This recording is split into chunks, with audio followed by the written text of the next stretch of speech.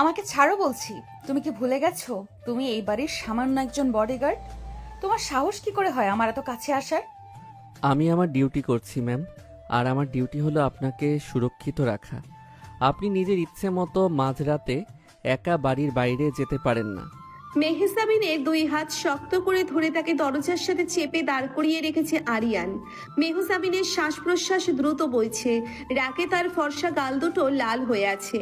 আরিয়ানের চওড়া বুকের খুব কাছে থাকায় তার শরীরের উষ্ণতা স্পষ্ট টের পাচ্ছে মেহজাবিন। আরিয়ানের চোখের দৃষ্টি তীক্ষ্ণ, কিন্তু সেখানে কোনো ভয় বা দ্বিধা নেই। মেহজাবিন যতবারই নিজেকে ছাড়িয়ে নেওয়ার চেষ্টা করছে, আরিয়ানের হাতের বাঁধন যেন আরো শক্ত হচ্ছে। একটা অদ্ভুত শিহরণ মেহজাবিনের শিরদাঁড়া বেয়ে নেমে গেল। সে এই লোকটার উপর প্রচন্ড বিরক্ত, অথচ এই নৈকট্য তাকে এক অজানা অনুভূতিতে ভাসিয়ে দিচ্ছে।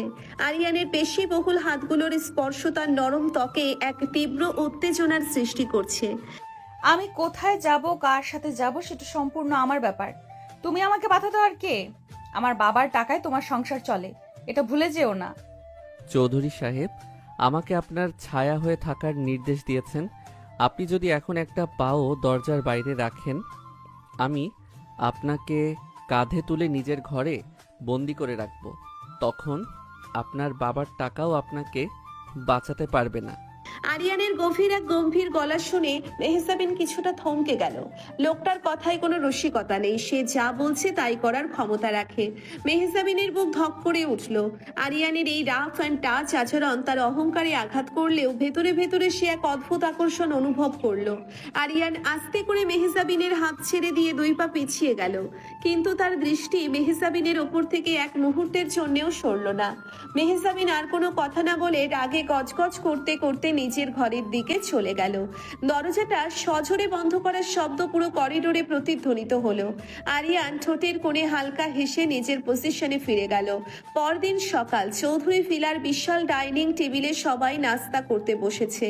টেবিল ভর্তি রকমারি খাবার। কাশেম চাচা ট্রে হাতে সবার প্লেটে খাবার বেড়ে দিচ্ছেন। চৌধুরী সাহেব গম্ভীর মুখে খবরের কাগজ পড়ছেন। রবিনা চৌধুরী ছেলের বউ নিপাকে কি যেন বুঝিয়ে বলছেন। মেহজাবিন এখনো নিচে নামেনি। বাবা, মেহজাবিনের জন্য নতুন যে বডিগার্ড রেখেছেন, ছেলেটাকে আমার খুব একটা সুবিধার মনে হয় না। কাল রাতে দেখলাম মেহজাবিনের ঘরের সামনে কেমন অদ্ভুতভাবে দাঁড়িয়েছিল। নিপা ঠিকই বলেছে বাবা, আরিয়ান ছেলেটা বড্ড বেশি নাক গলায়। মেহেরজাবিন তো ওর যন্ত্রণায় স্বাধীনভাবে শ্বাসও নিতে পারছে না। তোমরা কি মনে করো আমি না বুঝে আরিয়ানকে নিয়োগ দিয়েছি? সাদাবের লোক মেহজাবিনের পিছু নিয়েছে। রহমান সাহেব আমার ক্ষতি করার জন্য যে কোনো স্তরে নামতে পারে। মেহজাবিনের সুরক্ষার জন্য আরিয়ানের চেয়ে যোগ্য আর কেউ নেই। কিন্তু তাই বলে ছেলেটা মেহজাবিনকে সারাক্ষণ এমন চোখে চোখে রাখবে? মেয়েটার তো নিজস্ব একটা জীবন আছে। এমন সময় সিঁড়ি দিয়ে গটগট করে নেমে এলো মেহজাবিন। পরনে তার দামি ডিজাইনার থ্রি পিস, চুলগুলো খোলা, চোখে কালো সানগ্লাস। তার পেছনেই কয়েক কদম দূরত্ব বজায় রেখে শান্ত পায়ে হেঁটে আসছে আরিয়ান। আরিয়ানের পরনে কালো শার্ট এবং কালো প্যান্ট। শার্টের হাতা কনুই পর্যন্ত গোটানো, যার ফলে তার পেশিবহুল হাতগুলো স্পষ্ট বোঝা যাচ্ছে। ডাইনিং টেবিলে এসে মেহজাবিন ধপ করে একটা চেয়ার টেনে বসলো। বাবা, আমি আজ থেকে আর ইউনিভার্সিটিতে যাব না। যদি যেতেই হয় তবে জল্লাদকে বাড়িতে রেখেই যাব। আমি ক্লাসে যাই, সে ক্লাসের দরজায় দাঁড়িয়ে থাকে, সবাই আমাকে নিয়ে হাসাহাসি করে। আমি এসব আর সহ্য করতে পারছি না। মা, মেহজাবিন জেদ করো না। আরিয়ান তোমার ভালোর জন্যই তোমার সাথে থাকে। তুমি তো জানো পরিস্থিতি কতটা খারাপ। আমার কোনো কথা শোনার দরকার নেই। এই লোকটা গতকাল রাতে আমার সাথে যে আচরণ করেছে, এরপর আমি একে এক মুহূর্ত আমার আশেপাশে দেখতে চাই না। মেহজাবিনের কথায় সবাই অবাক হয়ে তাকালো। নিপা ভ্রুকুচকে আরিয়ানের দিকে তাকালো। আরিয়ান নির্লিপ্ত ভঙ্গিতে দাঁড়িয়ে আছে, যেন এসব তাকে উদ্দেশ্য করে বলা হচ্ছে না।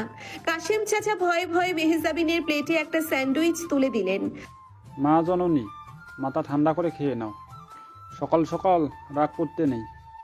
আমার খিদে নেই। মেহজাবিন প্লেটটা ঠেলে দিয়ে উঠে দাঁড়ালো। ঠিক তখনই মেইন ডোর দিয়ে হাসতে হাসতে প্রবেশ করলো তানিয়া এবং রফিক সাহেব। রফিক সাহেবের মুখে একটা কুটিল হাসি, যা দেখে মনে হয় সে মনে মনে অন্য কোনো ছক কষছে। তানিয়ার চোখ প্রথমেই গিয়ে পড়লো আরিয়ানের ওপর। আরিয়ানকে দেখলেই তানিয়ার চোখ চকচক করে ওঠে। Good morning everyone. কি ব্যাপার মেহজাবিন আপু, সকাল সকাল এত রেগে আছিস কেন? আরে ওর তো কথায় কথায় রাগ, কিন্তু আমার তো অন্য একটা বিষয় নিয়ে চিন্তা হচ্ছে। রফিক, তুমি কি রহমান সাহেবের সাথে জমিটা নিয়ে কথা বলেছিলে? হ্যাঁ, কথা তো বলছিলাম, কিন্তু রহমান সাহেব তো শর্ত জুড়ে দিয়েছেন। তিনি চান শাদাবের সাথে মেহজাবিনের বিয়েটা হোক, তাহলে নাকি সব সমস্যার সমাধান হয়ে যাবে। অসম্ভব। রহমান সাহেবের ছেলের হাতে আমি আমার মেয়েকে তুলে দেব? শাদাব একটা ড্রাগ অ্যাডিক্ট আর গুন্ডা। এই প্রস্তাব তুমি আমাকে দ্বিতীয়বার দেবে না রফিক। চৌধুরী সাহেবের ধমক খেয়ে রফিক সাহেব চুপ হয়ে গেলেন, কিন্তু তার চোখের দৃষ্টি অন্য কথা বলছিল। এদিকে তানিয়া সবার অলক্ষ্যে আরিয়ানের পাশে গিয়ে দাঁড়ালো। মেহজাবিন আর চোখে সেটা খেয়াল করলো। আরিয়ান ভাইয়া, আপনি তো দিন দিন আরো হ্যান্ডসাম হয়ে যাচ্ছেন। কালো শার্টে আপনাকে একদম হিরোদের মতো লাগছে। ধন্যবাদ ম্যাম। শুধু ম্যাম কেন, আমাকে তানিয়া বলে ডাকবেন। আচ্ছা, আজ বিকেলে কি আপনি ফ্রি আছেন? আমাকে একটু শপিং মলে নিয়ে যেতে পারবেন? তানিয়ার কথায় মেহজাবিনের শরীরে যেন আগুন ধরে গেল। সে বুঝতে পারছে না কেন তার এত রাগ লাগছে। একজন বডিগার্ডের সাথে তার চাচাতো বোন ফ্লার্ট করছে, এতে তার তো খুশি হওয়ার কথা, কিন্তু তার বুকের ভেতরটা অদ্ভুতভাবে জ্বলছে। তানিয়া, ও আমার বডিগার্ড। তো শপিং এর ব্যাগ টানার জন্য ওকে বাবা টাকা দিয়ে রাখিনি। আরিয়ান, তুমি গাড়ি রেডি করো, আমি ইউনিভার্সিটিতে যাব। মেহজাবিন রাগে পা ঠুকতে ঠুকতে বাইরে চলে গেল। আরিয়ান তানিয়াকে হালকা মাথা নেড়ে সম্মান জানিয়ে মেহজাবিনের পিছু নিল। তানিয়া মুখ বাঁকিয়ে দাঁড়িয়ে রইল। ইউনিভার্সিটির বিশাল ক্যাম্পাস। মেহজাবিন তার বেস্ট ফ্রেন্ড শাইমার সাথে ক্যাফেটেরিয়ায় বসে কফি খাচ্ছে। আরিয়ান একটু দূরে একটা পিলারে হেলান দিয়ে সতর্ক দৃষ্টিতে চারপাশে খেয়াল করে রাখছে। শাইমা কফিতে চুমুক দিয়ে আরিয়ানের দিকে তাকালো। দোস্ত, তোর বডিগার্ডটা কিন্তু আসলেই খুব হট। ওই দেখ, ইউনিভার্সিটির অর্ধেক মেয়ে ওর দিকে হা করে তাকিয়ে আছে, আর ও কেমন কুল মুডে দাঁড়িয়ে আছে। তোর তো লাক খুব ভালো। তুই থামবি সাইমা? এই লোকটার জন্য আমার জীবন অতিষ্ঠ হয়ে গেছে। সারাক্ষণ ছায়ার মতো লেগে থাকে। রাতে একটু বারান্দায় গিয়ে দাঁড়াবো, সেখানেও দেখি নিচেও টর্চ হাতে পাহারায় দাঁড়িয়ে আছে। কোনো প্রাইভেসি নেই আমার জীবনে। আঙ্কেল তো তোর নিরাপত্তার জন্যই রেখেছেন। সাদাবের যা অবস্থা, কখন কি করে বসে তার তো ঠিক নেই। আমি সাদাবকে ভয় পাই না। আমার বাবা চৌধুরী সাহেব, কেউ আমার গায়ে হাত দেওয়ার সাহস করবে না। মেহজাবিন কথাগুলো বলতেই হঠাৎ ক্যাফেটেরিয়ার পরিবেশ ভারী হয়ে উঠল। কয়েকজন স্টুডেন্ট ভয়ে সরে দাঁড়ালো। ক্যাফেটেরিয়ার দরজা দিয়ে সদল বলে প্রবেশ করলো শাদাব। পরনে তার চামড়াই জ্যাকেট, চোখে রঙিন চশমা, মুখে একটা বাজে হাসি। তার সাথে কাল্লু এবং আরো কয়েকজন লোক। শাদাব সোজা হেঁটে এসে মেহজাবিনদের টেবিলের সামনে দাঁড়ালো। আরিয়ান দূর থেকে ব্যাপারটা খেয়াল করলো, কিন্তু এখনই কোনো পদক্ষেপ না নিয়ে সতর্ক হয়ে এগিয়ে আসতে শুরু করলো। হ্যালো বিউটিফুল, অনেকদিন পর দেখা। কেমন আছো আমার হবু বউ? মুখ সামলে কথা বল সাদাব। আমি তোর হবু বউ নই। আর তুই এখানে কি করছিস? এটা ইউনিভার্সিটি, তোর বাপের গুন্ডামির জায়গা নয়। আরে জান, এত রাগ করো কেন? তোমার বাবা তো আমার প্রস্তাবে রাজি হচ্ছেন না, তাই ভাবলাম আমি নিজেই এসে আমার হবু বউকে নিয়ে চলে যাই। চলো, কাজই রেডি আছে, আজই বিয়েটা সেরে ফেলি, কি বলো? শাদাব কথাগুলো বলেই মেহজাবিনের হাত ধরার জন্য এগিয়ে গেল। মেহজাবিন ভয়ে পেছনের দিকে সরে যাওয়ার চেষ্টা করলো। শাইমা চিৎকার করে উঠল, কিন্তু শাদাবের হাত মেহজাবিন পর্যন্ত পৌঁছানোর আগেই মাঝপথে একটা শক্ত হাতের মুঠোয় আটকা পড়ে গেল। শাদাব চমকে উঠে তাকালো। ম্যামের অনুমতি ছাড়া তাকে স্পর্শ করার অধিকার কারো নেই। হাতটা সরিয়ে নিন, নইলে এই হাত আর আপনার শরীরে থাকবে না। আরিয়ানের গলা খুব শান্ত, কিন্তু তার চোখের আগুন যে কোনো মানুষকে পুড়িয়ে ছাই করে দেওয়ার জন্য যথেষ্ট। শাদাব আরিয়ানকে দেখে তাচ্ছিল্যের হাসি হাসলো। এই তুই কে রে? চৌধুরী সাহেবের পোষা কুকুর, 2 টাকার বডিগার্ড হয়ে আমার কাজে বাধা দিতে আসছিস? কাল্লু, কাল্লু, এই লোকটাকে এখান থেকে সরা, আর এই মেয়েকে গাড়িতে তোল। কাল্লু তার বিশাল শরীর নিয়ে আরিয়ানের দিকে তেড়ে এলো। তার হাতে একটা স্টিলের রড। কাল্লু রডটা তুলে আরিয়ানের মাথায় আঘাত করতে গেল, কিন্তু আরিয়ানের এক চুলও নড়ল না।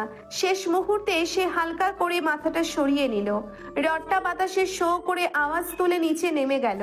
চোখের পলকে আরিয়ান কাল্লুর ডান হাত ধরে একটা মোচড় দিল। ক্যাফেটেরিয়ার সবাই স্পষ্ট শুনতে পেল হাড় ভাঙার মটমট শব্দ। কাল্লু ব্যথার চিৎকার করে মেঝেতে বসে পড়ল। এই এই এই তোরা দাঁড়িয়ে আছিস কেন? মার শালাকে। সাদাবের বাকি 3 গুন্ডা একসাথে আরিয়ানের ওপর ঝাঁপিয়ে পড়ল। মেহজাবিন ভয়ে চোখ বন্ধ করে ফেলল, কিন্তু যখন সে চোখ খুলল দেখলো এক অবিশ্বাস্য দৃশ্য। আরিয়ানের প্রতিটি মুভমেন্ট এত দ্রুত এবং নিখুঁত যে মনে হচ্ছে সে কোনো বিশেষ ট্রেনিং প্রাপ্ত কমান্ডো। কয়েক সেকেন্ডের মধ্যে গুন্ডাগুলো ক্যাফেটেরিয়ার এদিক সেদিক ছিটকে পড়ল। কারো নাক দিয়ে রক্ত ঝরছে, কেউ ব্যথায় কোকাচ্ছে। আরিয়ান নিজের শার্টের কলারটা ঠিক করে সাদাবের দিকে তাকালো। ম্যামের দিকে আর একবার তাকালে আপনার চোখ দুটো উপরে আমি কাকের খাবার বানাবো। এটা আমার প্রথম এবং শেষ ওয়ার্নিং। সাদাবের চোখে এবার স্পষ্ট ভয় ফুটে উঠল। সে বুঝতে পারলো এই লোকটা সাধারণ কোনো বডিগার্ড নয়। সে পিছু হটতে শুরু করলো। তুই আমাকে চিনিস না, এর ফল তোকে ভোগ করতে হবে। আমি তোকে শেষ করে দেবো। সাদাব তার গুন্ডাদের ফেলে রেখেই দৌড়ে পালিয়ে গেল। ক্যাফেটেরিয়ার সবাই স্তব্ধ হয়ে পুরো ঘটনাটা দেখলো। আরিয়ান শান্ত পায়ে মেহজাবিনের কাছে এসে দাঁড়ালো। মেহজাবিনের বুক তখনও ভয়ে ধুকপুক করছে। সে আরিয়ানের দিকে অবাক হয়ে তাকিয়ে আছে। আপনি ঠিক আছেন ম্যাম? হ্যাঁ, আমি ঠিক আছি। চলুন আমরা এখনই বাড়ি ফিরে যাব, পরিবেশটা নিরাপদ নয়। আরিয়ান আর কোনো কথা না বলে সামনে হাঁটতে শুরু করলো। মেহজাবিন শাইমাকে বিদায় জানিয়ে আরিয়ানের পিছু নিল। তার মনের ভেতরে এখন আর রাগ নেই, বরং লোকটার প্রতি এক ধরনের মুগ্ধতা তৈরি হচ্ছে। এই প্রথম মেহজাবিন অনুভব করলো আরিয়ানের আশেপাশে সে নিজেকে কতটা সুরক্ষিত মনে করে। গাড়িতে ফেরার পথটা একদম নীরব ছিল। আরিয়ান ড্রাইভ করছে আর মেহজাবিন পেছনের সিটে বসে বাইরের দিকে তাকিয়ে আছে, কিন্তু তার মন পড়ে আছে ড্রাইভিং সিটে বসা লোকটার দিকে। হঠাৎ গাড়িটা একটা ব্রেক কষে থেমে গেল। মেহজাবিন সামনের দিকে ঝুঁকে পড়ল। কি হলো? গাড়ি থামালে কেন? আরিয়ান কোনো উত্তর না দিয়ে গাড়ি থেকে নেমে গেল। মেহজাবিন দেখলো রাস্তাটা একদম ফাঁকা। একটা নির্জন রাস্তায় তারা দাঁড়িয়ে আছে। আরিয়ান পেছনের দরজা খুলে মেহজাবিনের দিকে হাত বাড়িয়ে দিল। নিচে নামুন ম্যাম। কেন? আমরা তো এখনো বাড়ি পৌঁছাইনি। আমি যা বলছি তাই করুন, নিচে নামুন। আরিয়ানের গলার স্বরে এমন একটা কাঠিন্য ছিল যে মেহজাবিন আর কোনো প্রশ্ন না করে গাড়ি থেকে নেমে এলো। আরিয়ান মেহজাবিনকে গাড়ির সাথে চেপে ধরলো। মেহজাবিনের হৃদস্পন্দন আবার বেড়ে গেল। আরিয়ানের চোখ দুটো অদ্ভুতভাবে জ্বলছে। আমি আপনাকে বলেছিলাম একা কোথাও না যেতে। আজ যদি আমি সঠিক সময় না পৌঁছাতাম কি হতো বুঝতে পারছেন? আপনার ওই জেদ আর অহংকার আপনাকে বাঁচাতে পারত। আরিয়ানের মুখটা মেহজাবিনের মুখের একদম কাছাকাছি। আরিয়ানের উষ্ণ শ্বাস মেহজাবিনের মুখে আছড়ে পড়ছে। মেহজাবিনের সারা শরীরে একটা বিদ্যুৎ খেলে গেল। সে আরিয়ানের চোখের দিকে তাকাতে পারছিল না। আমি বুঝতে পারিনি সাদাব ওখানে আসবে। আমাকে প্লিজ একটু ছাড়ো, লাগছে আমার। লাগুক, আপনার এই জেদ ভাঙা খুব জরুরি। আপনি ভাবেন পুরো দুনিয়া আপনার বাবার কথাই চলে, কিন্তু বাইরের দুনিয়াটা অনেক বেশি ভয়ঙ্কর মেহজাবিন। আর সেখানে আপনাকে রক্ষা করার জন্য সবসময় আপনার বাবা থাকবে না। আরিয়ান এই প্রথম মেহজাবিনকে ম্যাম না বলে তার নাম ধরে ডাকলো। মেহজাবিনের কানে নিজের নামটা আরিয়ানের গলায় শুনে এক অন্যরকম মধুর ঠেকলো। আরিয়ানের হাত মেহজাবিনের কোমরে শক্ত হয়ে বসলো। মেহজাবিন চোখ বন্ধ করে ফেললো। সে বুঝতে পারছে না তার কি করা উচিত। তার উচিত আরিয়ানকে ধাক্কা দিয়ে সরিয়ে দেওয়া, কিন্তু তার শরীর যেন বিদ্রোহ করছে। সে চাইছে আরিয়ান আরো একটু কাছে আসুক। তুমি কি জানো তুমি লিমিট ক্রস করছো? আমি জানি, আর এটাও জানি আপনি চাইছেন আমি লিমিট ক্রস করি। আরিয়ানের কথায় মেহজাবিন চোখ খুলে তাকালো। তার গালে লাল আভা ছড়িয়ে পড়েছে। আরিয়ান মেহজাবিনের চোখের দিকে তাকিয়ে তার মুখটা আরো একটু এগিয়ে নিয়ে এলো। তাদের ঠোঁটের দূরত্ব এখন মাত্র কয়েক ইঞ্চি। মেহজাবিনের নিঃশ্বাস ভারী হয়ে আসছে। সে আরিয়ানের ঘাড়ের কাছে থাকা পেশিগুলোর ওঠানামায় স্পষ্ট দেখতে পাচ্ছে। ঠিক সেই মুহূর্তে আরিয়ানের পকেটে থাকা ওয়াকি টকিটা বেজে উঠল। হ্যাঁ রনি, ম্যাম আমার সাথেই আছেন। আমরা কিছুক্ষণের মধ্যেই বাড়ি পৌঁছাচ্ছি। Over and out. Aryan driving সিটে বসে গাড়ি স্টার্ট দিল। বাকি রাস্তাটা দুজনেই একদম চুপচাপ পার করলো, কিন্তু এই নিরাপত্তার ভাষা ছিল অনেক গভীর। চৌধুরী ভিলার কাছে আসতেই মেহজাবিন বুঝতে পারলো তার ভেতরের পৃথিবীটা একটু একটু করে বদলাতে শুরু করেছে। আর এই পরিবর্তনের কেন্দ্রবিন্দুতে রয়েছে ওই রাশভারী কাঠখোট্টা আর প্রচন্ড আকর্ষণীয় বডিগার্ডটা। বাড়িতে পৌঁছতেই এক বিশাল হট্টগোল। মিস্টার জহির ড্রয়িং রুমে বসে আছেন, চৌধুরী সাহেব রাগে পায়চারি করছেন, রবিনা চৌধুরী কাঁদছেন। আরিয়ান, মেহজাবিন ঠিক আছে? সাদাব ওর কোনো ক্ষতি করতে পারেনি তো? ম্যাম, সম্পূর্ণ সুরক্ষিত আছেন স্যার। স্যার, রহমান সাহেব আমাদের কোম্পানির অনেকগুলো শেয়ার গোপনে কিনে নিয়েছেন। তিনি হুমকি দিয়েছেন, যদি মেহজাবিনের সাথে শাহাবাদের বিয়ে না দেন তবে তিনি পুরো কোম্পানি ধ্বংস করে দেবেন। মেহজাবিন দরজার কাছে দাঁড়িয়ে সব শুনছিল। তার পৃথিবী যেন থমকে গেল। সে আরিয়ানের দিকে তাকালো। আরিয়ানের মুখে কোনো ভাবান্তর নেই, কিন্তু তার চোখ দুটো বলছে অন্য কথা। সে যেন অনেক বড় কোনো ঝড়ের প্রস্তুতি নিচ্ছে। জহির সাহেব, আপনি কি বলছেন এসব? রহমান আমার কোম্পানির শেয়ার কিভাবে কিনলো? পরিচালকরা আমাকে কিছু না জানিয়ে শেয়ার বিক্রি করে দিল? স্যার, রহমান সাহেব অনেকদিন ধরেই তলে তলে এই কাজটা করেছিলেন। আমাদের কয়েকজন পরিচালককে তিনি ভয় দেখিয়ে বা জিম্মি করে শেয়ারগুলো নিজের নামে করে নিয়েছেন। এখন তিনি কোম্পানির 35% শেয়ারের মালিক। তিনি সরাসরি হুমকি দিয়েছেন, সাদাবের সাথে মেহজাবিন ম্যামের বিয়ে না হলে তিনি পুরো কোম্পানি পথে বসিয়ে দেবেন। ভাইজান, আমি তো আগে বলেছিলাম রহমান সাহেবের সাথে আমাদের শত্রুতা করা ঠিক হচ্ছে না। এখন দেখুন পরিস্থিতি কোথায় গিয়ে দাঁড়িয়েছে। আমার মনে হয় জেদ না ধরে মেহজাবিনের সাথে শাহাদাবের বিয়েটা দিয়ে দেওয়া উচিত। মেয়ে তো একদিন না একদিন বিয়ে দিতেই হবে। চাচা ঠিকই বলেছেন বাবা। একটা সাধারণ ছেলের জন্য আমরা আমাদের এত বড় ব্যবসার সাম্রাজ্য ধ্বংস হতে দিতে পারি না। সাদাব একটু রাগচটা ঠিকই, কিন্তু বিয়ে হলে ঠিক হয়ে যাবে। আর তাছাড়া মেহজাবিনেরও তো বয়স হচ্ছে। ওর এমন বেপরোয়া চলাফেরা আর কতদিন মানবো আমরা? আজ ইউনিভার্সিটিতে গুন্ডা এসেছে, কাল তো বাড়িতেও হামলা হতে পারে। নিজের মেয়ের জন্য পুরো পরিবারকে বিপদে ফেলাটা কি বুদ্ধিমানের কাজ হবে বাবা? ভাবি, তুমি তোমার সীমা অতিক্রম করছো। আমার বিয়ে নিয়ে তোমাকে ভাবতে হবে না। আর চাচা, আপনি কার পক্ষে কথা বলছেন? যে সাদাব আজ আমাকে সবার সামনে জোর করে তুলে নিয়ে যেতে চেয়েছিল, আপনি আমাকে তার হাতে তুলে দিতে চাইছেন? আহা মেহজাবিন, তুই চুপ কর তো মা। বড়রা কথা বলছে, তুই এর মধ্যে কথা বলছিস কেন? তোর বাবা যেটা ভালো বুঝবে সেটাই করবে। মা, তুমিও চাচার কথায় সায় দিচ্ছ? বাবা, তুমি পরিষ্কার করে বলে দাও তুমি ওদের কথায় রাজি নও। আমি মরে গেলেও ওই নেশাগ্রস্ত সাদাবকে বিয়ে করব না। মেহজাবিন ঠিক বলছে। রহমান আমাকে চেনে না। আমি আমার ব্যবসা ডোবাতে রাজি আছি, কিন্তু আমার মেয়েকে ওই হায়নার হাতে তুলে দেব না। জহির সাহেব, আপনি কাল সকালেই আমাদের আইনি উপদেষ্টাদের সাথে বৈঠক ডাকুন। আমি এর শেষ দেখে ছাড়ব। ভাইজান, আপনি আবেগের বশে ভুল সিদ্ধান্ত নিচ্ছেন। আইনি দল দিয়ে রহমান সাহেবের মতো মাফিয়াকে থামানো যাবে না। ওর সাথে পুলিশ, রাজনীতি সব আছে। মাফ করবেন স্যার, আমি কি কিছু বলতে পারি? কিন্তু আবার এখানে কি বলতে আসছো? তুমি এই বাড়ির একজন সামান্য বডিগার্ড। আমাদের পারিবারিক আর ব্যবসায়িক বিষয়ে নাক গলানোর অধিকার তোমাকে কে দিয়েছে? ঠিকই তো, একে তো আজ ওর জন্যই সাদাব এতটা খেপেছে। কে জানে, হয়তো এই বডিগার্ড নিজে থেকেই গায়ে পড়ে সাদাবের লোকজনকে মেরে পরিস্থিতি আরো খারাপ করেছে। ভাবি, একদম বাজে কথা বলবে না। আরিয়ান যদি আজ না থাকতো, সাদাব আমাকে জোর করে তুলে নিয়ে যেত। আরিয়ান আমার সম্মান বাঁচিয়েছে, আর তোমরা তাকেই অপমান করছো। ম্যাম, শান্ত হন। ফাহিম স্যার ঠিকই বলেছেন। আমি এই বাড়ির সামান্য একজন কর্মচারী। তবে আমার ডিউটি শুধু আপনার শারীরিক নিরাপত্তা দেওয়া নয়, এই বাড়ির সুরক্ষাও আমার দায়িত্বের মধ্যে পড়ে। চৌধুরী স্যার, আপনি আইনি লড়াইয়ে যাওয়ার আগে রহমান সাহেবের দুর্বল জায়গাটা খুঁজুন। দুর্বল জায়গা মানে কি বলতে চাইছো তুমি আরিয়ান? রহমান সাহেব শেয়ার কিনেছেন ভয় দেখিয়ে। মানে এই শেয়ারগুলো আইনি বৈধতা এখনো পুরোপুরি শক্ত নয়। যদি আমরা প্রমাণ করতে পারি যে পরিচালকদের ওপর চাপ প্রয়োগ করা হয়েছিল, তবে শেয়ার বাজার এই হস্তান্তর আটকে দিতে পারে।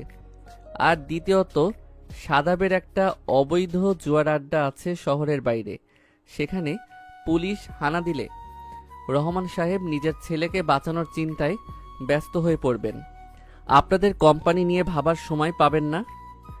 দারুণ বলেছ স্যার। আরিয়ান তো খুব চমৎকার একটা পয়েন্ট ধরেছে। আমরা যদি সাদাবের ওই জুয়ার আড্ডার খবর সংবাদ মাধ্যম আর বিশেষ পুলিশের কাছে ফাঁস করে দিই, রহমান সাহেব কোণঠাসা হয়ে পড়বেন। কিন্তু আমরা এসব খবর পাবো কোথায়? আরিয়ান কি গোয়েন্দাগিরি করে নাকি যে ও এসব জানে?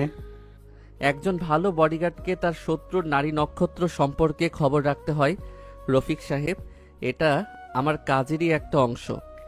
আরিয়ানের তীক্ষ্ণ এবং আত্মবিশ্বাসী কথা শুনে পুরো ঘর নিস্তব্ধ হয়ে গেল। চৌধুরী সাহেব মুগ্ধ দৃষ্টিতে আরিয়ানের দিকে তাকালেন। রফিক সাহেবের মুখ ফ্যাকাশে হয়ে গেল। তিনি বুঝতে পারলেন এই বডিগার্ডকে বোকা বানানো সহজ নয়। মেহজাবিন এক দৃষ্টিতে আরিয়ানের দিকে তাকিয়ে আছে। লোকটার বুদ্ধিমত্তা আর সাহস তাকে প্রতি মুহূর্তে আকর্ষণ করছে। আরিয়ান, তুমি ঠিক বলেছ। আমি আজই পুলিশের বিশেষ শাখার আইজি সাহেবের সাথে কথা বলছি। তুমি মেহজাবিনকে নিয়ে ওপরে যাও। আজ থেকে তুমি ওর ঘরের সামনের করিডোরেই পাহারায় থাকবে। কোনো অবস্থাতেই যেন মেহজাবিনের নিরাপত্তা বিঘ্নিত না হয়। জি স্যার। আসুন ম্যাম। মেহজাবিন আর কোনো কথা না বলে সিঁড়ি বেয়ে ওপরে উঠতে শুরু করলো। আরিয়ান তার পিছু পিছু গেল। ঘরের দরজার সামনে এসে মেহজাবিন ঘুরে দাঁড়ালো। তুমি রহমান আর সাদাবের এত খবর কিভাবে জানো? তুমি কি সত্যি শুধু একজন বডিগার্ড? আমি আপনার বডিগার্ড, এটুকুই আপনার জানার জন্য যথেষ্ট। এবার ঘরে গিয়ে ঘুমিয়ে পড়ুন ম্যাম, রাত অনেক হয়েছে। আমার প্রশ্নের উত্তর এড়িয়ে যেও না আরিয়ান। আজ গাড়িতে তুমি আমার সাথে যে আচরণ করেছিলে সেটাও কি তোমার কাজের অংশ ছিল? আরিয়ানের চোয়াল শক্ত হয়ে গেল। সে এক পা এগিয়ে মেহজাবিনের খুব কাছে এসে দাঁড়ালো। মেহজাবিন দেওয়ালের সাথে পিঠ ঠেকিয়ে দাঁড়িয়ে আছে। দুজনের মাঝখানে এখন এক চুল পরিমাণ জায়গাও ফাঁকা নেই। আরিয়ানের শরীরের বুনো ঘ্রাণ মেহজাবিনের নাসারন্ধ্রে প্রবেশ করে তাকে মাতাল করে তুলছে। গাড়িতে যা হয়েছে সেটা ভুলে যাওয়াই আপনার জন্য ভালো ম্যাম। আমরা দুটো আলাদা পৃথিবীর মানুষ। আগুন নিয়ে খেলার চেষ্টা করবেন না, পুড়ে যাবেন। যদি আমি পুড়তে চাই, যদি আমার এই আগুন নিয়ে খেলতেই ভালো লাগে, তাহলে আপনাকে এমনভাবে পুড়তে হবে যেখান থেকে ফেরার কোনো রাস্তা থাকবে না। আপনি জেদি, কিন্তু সব জেদ সব জায়গায় খাটে না। আমাকে উস্কে দেওয়ার চেষ্টা করবেন না মেহজাবিন। আমি কোনো ভদ্র সমাজের সভ্য ছেলে নই। আমার ভেতরে একটা পশু আছে, সেটা জেগে উঠলে আপনি সামলাতে পারবেন না। আমি দেখতে চাই তোমার ভেতরের পশুকে। আমি দেখতে চাই তুমি কতটা অসভ্য হতে পারো। তুমি কি পারো শুধু আমাকে চোখ রাঙাতে, নাকি আরো কিছু করার সাহস আছে তোমার? মেহজাবিনের এই উস্কানিমূলক কথায় আরিয়ানের চোখের মনি গাঢ় হয়ে গেল। সে মুহূর্তের মধ্যে নিজের ডান হাত দিয়ে মেহজাবিনের কোমর শক্ত করে জড়িয়ে ধরে তাকে নিজের বুকের সাথে মিশিয়ে নিল। মেহজাবিনের মুখ থেকে একটা অস্ফুট শব্দ বেরিয়ে এলো। আরিয়ানের বাম হাত মেহজাবিনের খোলা চুলের ভেতর দিয়ে গিয়ে তার ঘাড় শক্ত করে ধরল। মেহজাবিন ভয়ে এবং উত্তেজনায় চোখ বন্ধ করে ফেলল। তার সারা শরীর কাঁপছে। আমার সাহস কতটা সেটা দেখার বয়স আপনার এখনো হয়নি ম্যাম। আপনি এখনো ছোট বাচ্চা মেয়ে যে শুধু জেদ করতে জানে। কিন্তু আমি যদি আমার সীমা পার করি, আপনি কাল সকালে আয়নার সামনে দাঁড়িয়ে নিজের চোখের দিকে তাকাতে পারবেন না। আমাকে বাচ্চা বলবে না। আমি জানি আমি কি করছি। তুমি আমাকে ভয় দেখাচ্ছ কারণ তুমি নিজে আমাকে সামলাতে ভয় পাও। আমি ভয় পাই? ঠিক আছে, তাহলে আজ হাতে নাতে প্রমাণ হয়ে যাক। কথাটি বলার সাথে সাথেই আরিয়ান তার ঠোঁট মেহজাবিনের নরম ঠোঁটের ওপর প্রবল আক্রোশে চেপে ধরল। মেহজাবিনের পুরো পৃথিবী যেন মুহূর্তের জন্য থেমে গেল। তার চোখ বড় বড় হয়ে গেছে। সে আরিয়ানকে ধাক্কা দেওয়ার জন্য হাতে তুলল, কিন্তু আরিয়ান তার দুটো হাত এক হাতে চেপে ধরে দেওয়ালের সাথে আটকে দিল। আরিয়ানের চুম্বন ছিল বুনো, কঠোর এবং চরম অধিকার খাটানো। মেহজাবিন প্রথম কয়েক সেকেন্ড শক্ত হয়ে থাকলেও ধীরে ধীরে আরিয়ানের এই বন্য ভালোবাসার কাছে আত্মসমর্পণ করতে শুরু করলো। তার শরীর নরম হয়ে এলো। সে আরিয়ানের শার্টের কলার খামচে ধরলো। বেশ কিছুক্ষণ পর আরিয়ান মেহজাবিনের ঠোঁট জোড়া মুক্ত করলো। দুজনেরই শ্বাস প্রশ্বাস ভারী। মেহজাবিনের ঠোঁট লাল হয়ে ফুলে উঠেছে। সে লজ্জায় আরিয়ানের চোখের দিকে তাকাতে পারছে না। আরিয়ান মেহজাবিনের কানের কাছে মুখ নিয়ে ফিসফিস করে কথা বলল। এটা ছিল শুধু একটা ঝলক ম্যাম, এরপরও যদি আগুন নিয়ে খেলার শখ থাকে আমি তৈরি আছি। এবার চুপচাপ ঘরে যান। শুভরাত্রি। আরিয়ান মেহজাবিনকে ছেড়ে দিয়ে নিজের জায়গায় গিয়ে সোজা হয়ে দাঁড়ালো, যেন কিছুই হয়নি। মেহজাবিন কাঁপতে কাঁপতে নিজের ঘরে ঢুকে দরজা বন্ধ করে দিল। দরজার হেলান দিয়ে সে মেঝেতে বসে পড়ল। তার বুকে হাতুড়ি পেটার মতো শব্দ হচ্ছে। নিজের ঠোঁটে হাত ছুঁয়ে সে অনুভব করলো আরিয়ানের সেই বুনো স্পর্শ। লোকটা তাকে পাগল করে দেবে। এদিকে বাড়ির পেছনের বাগানে অন্ধকারে দাঁড়িয়ে ফোনে কথা বলছে রফিক সাহেব। হ্যালো রহমান ভাই, আমি রফিক বলছি। পরিস্থিতি কিন্তু খুব সুবিধার মনে হচ্ছে না। কি হয়েছে রফিক? আমার শেয়ার কেনার খবর পেয়ে চৌধুরী কি ভয় পেয়েছে? ভাইজান ভয় পেয়েছিল ঠিকই, কিন্তু মেহজাবিনের ওই নতুন বডিগার্ডটা সব প্ল্যান মাটি করে দিচ্ছে। সে ভাইজানকে বুদ্ধি দিয়েছে সাদাপের আস্তানায় পুলিশ পাঠানোর। কি বলছিস তুই? একটা সামান্য বডিগার্ডের এত সাহস? শাহাদাব আমাকে বলছে আজ ইউনিভার্সিটিতে নাকি ওই লোকটা একাই আমার 4 জন বিশেষ লোককে পিটিয়ে হাসপাতালে পাঠিয়েছে। কে এই লোকটা? আমি তো কিছু বুঝতে পারছি না ভাই। লোকটার নাম আরিয়ান। দেখে তো মনে হয় বিশেষ কোনো জায়গা থেকে প্রশিক্ষণ প্রাপ্ত কেউ। আপনি একটু সাবধানে থাকবেন। তুই চিন্তা করিস না রফিক, ওই বডিগার্ডের ব্যবস্থা আমি কালই করছি। কাল এমন একটা চাল চালবো যে চৌধুরী নিজেই ওর ওই বডিগার্ডকে ঘাড় ধাক্কা দিয়ে বাড়ি থেকে বের করে দেবে। তুই শুধু বাড়ির ভেতরের খবর আমাকে দিতে থাকবি। জি ভাই, আমি সব খেয়াল রাখছি। পরদিন সকাল। রান্নাঘরে বেশ ব্যস্ততা। কাশেম চাচা সবার জন্য চা বানাচ্ছেন। তানিয়া সেজে গুজে রান্নাঘরে ঢুকলো। কাশেম চাচা, স্পেশাল আদা চা বানাও তো 2 কাপ। আমি আর আরিয়ান ভাইয়া একসাথে বসে চা খাবো। তানিয়া মা, আরিয়ান বাবা তো সকালে কফি খায় না, ও তো চা খায়। ও মা, তাই নাকি? ঠিক আছে, তাহলে 1 কাপ কড়া কফি আর আমার জন্য 1 কাপ চা দাও। আমি নিজে গিয়ে ওকে দিয়ে আসছি। ঠিক তখনই মেহজাবিন রান্নাঘরে ঢুকলো। তার চোখ মুখ লাল, বোঝাই যাচ্ছে রাতে ভালো ঘুম হয়নি। তানিয়ার কথা শুনে সে রাগে জ্বলে উঠলো। তানিয়া, তোর কি খেয়ে দিয়ে কোনো কাজ নেই? তুই বাড়ির একজন বডিগার্ডের পেছনে সারাক্ষণ এভাবে ঘুরে বেড়াস কেন? তোর একটু আত্মসম্মান নেই? শোনো আপু, আরিয়ান ভাইয়া কোনো রাস্তার ছেলে নয়। সে বুদ্ধিমান, সুদর্শন আর খুব যত্নশীল। আর তুমি তো সারাক্ষণ ওর সাথে খারাপ ব্যবহার করো। আমি যদি একটু ভালো ব্যবহার করি তাতে তোমার এত জ্বলছে কেন? আমার জ্বলবে কেন? আমার কি খেয়ে দিয়ে কোনো কাজ নেই যে একজন সামান্য বডিগার্ডকে নিয়ে জ্বলতে যাব? কিন্তু তুই বাড়ির সম্মান নষ্ট করছিস। কাশেম চাচা, ওই কফিটা আমাকে দাও। আমি নিজে গিয়ে ওকে দেব। ও আমার লোক, ওর দেখাশোনা আমাকেই করতে হবে। বাহ আপু, রাতে কি সুন্দর কোনো স্বপ্ন টপ্ন দেখছিস নাকি? হঠাৎ বডিগার্ডের প্রতি এত দরদ উতলে উঠলো যে? চুপ কর তুই। আমি যা ভালো বুঝি করছি। মেহজাবিন কফির মগটা হাতে নিয়ে হনহন করে বাইরে চলে এলো। বাগানের একপাশে আরিয়ান রনির সাথে কথা বলছিল। মেহজাবিনকে আসতে দেখে রনি একটু সরে দাঁড়ালো। এই নাও তোমার কফি। আর শোনো, আজ থেকে তানিয়ার সাথে এত হাসাহাসি করে কথা বলবে না। তুমি আমার বডিগার্ড, তোমার মনোযোগ শুধু আমার উপর থাকা উচিত। আমি তো কারোর সাথে হাসাহাসি করে কথা বলি না ম্যাম। আর তানিয়া ম্যাম যদি নিজে এসে কথা বলেন, আমি তো তাকে অপমান করে তাড়িয়ে দিতে পারি না। কেন পারবে না? তুমি আমাকে কথায় কথায় অপমান করতে পারো, আমাকে ধমক দিতে পারো, আর তানিয়াকে কিছু বলতে পারো না? ও কি খুব সুন্দরী নাকি যে ওর কথায় তুমি গলে যাও? ম্যাম, আপনি কি ঈর্ষা করছেন? কি? আমি ঈর্ষা? আর সেটা তোমার জন্য? পাগলামি করো না আরিয়ান। আমি শুধু চাইছি আমার কর্মচারীরা যেন নিজেদের সীমার মধ্যে থাকে। সীমা তো আপনি কাল রাতেই পার করে ফেলেছেন ম্যাম। কফির জন্য ধন্যবাদ। আরিয়ান মুচকি হেসে কফির মগটা নিল। মেহজাবিন রাগে কিছু একটা বলতে গিয়েও থেমে গেল। আরিয়ানের ওই হাসির কাছে তার সব জেদ হার মেনে যায়। সে গটগট করে বাড়ির ভেতরে চলে গেল। চৌধুরী সাহেব খুব চিন্তায় আছেন। সাদাবের লোক নাকি ইউনিভার্সিটিতে হামলা করেছিল। আরিয়ান, তুই কিন্তু আগুন নিয়ে খেলছিস।